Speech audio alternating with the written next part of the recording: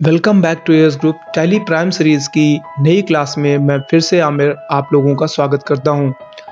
Tally prime की अब तक की बेसिक क्लासेस में हमने कई सारे टॉपिक्स पे ऑलरेडी डिस्कशन कर लिया है। आज की इस क्लास में हम लोग देखने वाले हैं टैली प्राइम में वाउचर्स का इस्तेमाल किस तरीके से करते हैं एंट्रीज को पास करने के लिए।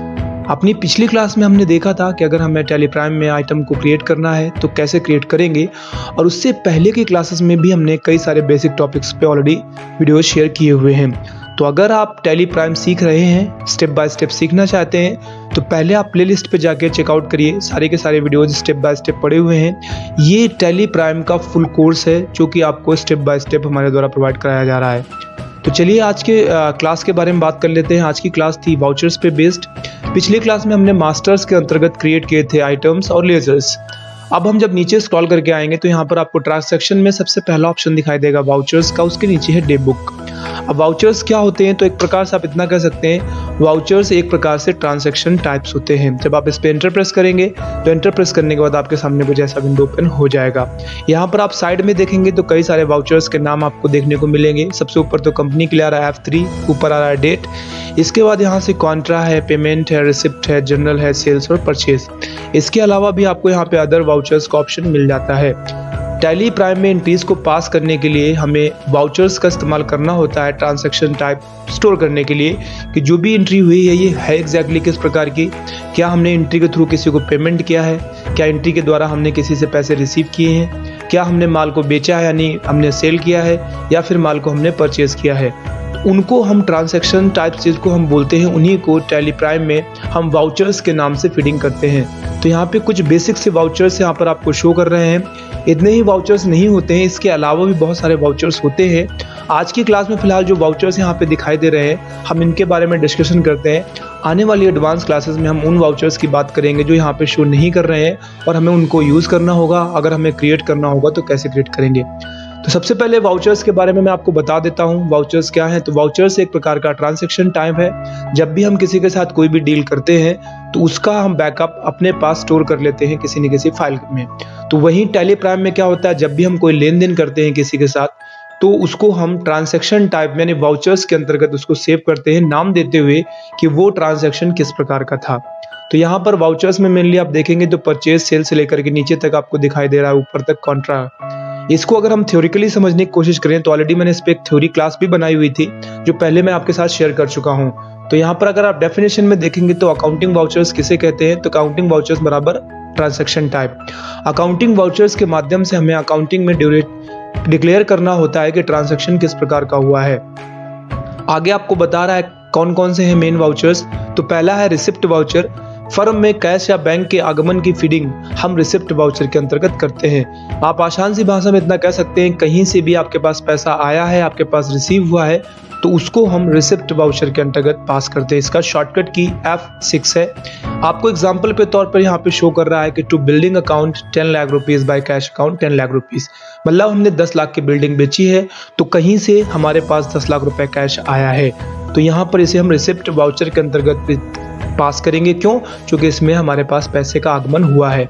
अगला यहाँ पे वाउचर आपको दिखाई दे रहा है पेमेंट, जिसका शॉर्टकट है F5। फर्म में कैश या बैंक के कम होने को हम पेमेंट कहते हैं। इसे में हम कैश या बैंक 2 में रहता है। मतलब आप कभी भी किसी को पेमेंट करेंगे, पैसा देंगे तो ऑटोमेटिक आपके फर्म का कैश या बैंक, अगर आप कैश के रूप में पेमेंट करेंगे तो कैश कम होगा, अगर आप किसी को चेक काट के देते हैं तो आपका बैंक कम होगा। इनकी एंट्रीज को हमें पेमेंट वाउचर के अंतर्गत पास करनी होती है। एग्जाम्पल में कर रहा है, आपके पास शो कर रहा है बाय में सैलरी पड़ा हुआ है 10,000 और 2 में पड़ा हुआ है कैश। तो यहाँ पे 10,000 रुपये हमने सैलरी पे की है कैश के रूप में, तो कैश हमारा घटा है। इसको हम पेमेंट में डालेंगे, क्यों? क्योंकि हमारे पास से पेमेंट हो रहा है, पैसा जा रहा है। ऐसे ही अगर हम अगला देखेंगे तो जब हम फर्म का पैसा बैंक में जमा करते हैं या बैंक से निकालते हैं तो ऐसे एंट्रीज को हम लोग कॉन्ट्रा के अंतर्गत डालते हैं। इसका शॉर्टकट होता है F4। यानी आप किसी को पेमेंट ना करें, ना ही आप किसी से पैसा लें, ना ही किसी को दें, अपना ही पैसा आप बैंक में जमा करें या बैंक से निकालें, उसको हम कॉन्ट्रा वाउचर के अंतर्गत पास करते हैं। एंट्री आपके सामने लिखी हुई है, 2 में है SBI अकाउंट 10,000, बाय में है कैश अकाउंट 10,000। इसमें हुआ क्या है एग्जैक्टली, इसमें हमने SBI बैंक से अपने 10,000 रुपए पैसे निकाले हैं। तो हमारे पास कैश तो बढ़ा है लेकिन किसी थर्ड पार्टी से पैसा हमारे पास नहीं आया, हमारा ही पैसा था जो बैंक में जमा था, उसे हमने रिसीव किया है। तो ये एंट्री हमारी कॉन्ट्रा के अंतर्गत जाएगी। अगली है जनरल।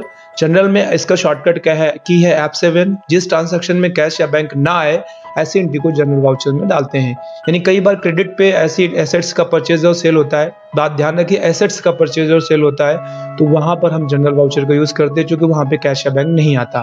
एग्जाम्पल में शो कर रहा है आपके सामने, यहाँ पे बिल्डिंग क्या की गई है, बिल्डिंग खरीदी गई है 10 लाख रुपए की और उसके बदले 10 लाख रुपए यहाँ पे कैश दे दिया गया है। तो आप देखेंगे यहाँ पर एंट्री में ना तो कैश आया ना तो कैश गया और ट्रांजैक्शन हुआ भी है, तो इसकी हम जनरल एंट्री के तहत एंट्री पास करेंगे। अगला है परचेज और सेल। परचेज के अंदर गुड्स को जब भी हम खरीदते हैं तो उसे हम परचेज में पास करते हैं और जब भी हम गुड्स को बेचते हैं उसे हम सेल में पास करते हैं ऐसी एंट्रीज। ध्यान रखिए चाहे परचेज कैश में हो या फिर परचेज क्रेडिट में हो, ऐसे ही अगर आप सेल कर रहे हैं चाहे सेल आपका कैश में हो या सेल क्रेडिट में हो, आपको उन एंट्रीज को परचेज और सेल में ही पास करनी है। तो कुल मिला के आप इतना समझ लीजिए मेन गुड्स की जो भी मेन आइटम है आपका उसकी एंट्रीज आप परचेज और सेल में करेंगे, बाकी के जितने भी वाउचर्स हैं उनका इस्तेमाल आप बेसिक एंट्रीज को करने के लिए करेंगे। अब ये कहाँ पे होते हैं तो मैं आपको एक बार दिखा देता हूँ। हम यहाँ से ऑल टैप करके टैली प्राइम पे चले जाते हैं। टैली प्राइम पे जाएंगे तो यहाँ पर आपको सबसे पहला वाउचर दिखाई दे रहा है कॉन्ट्रा।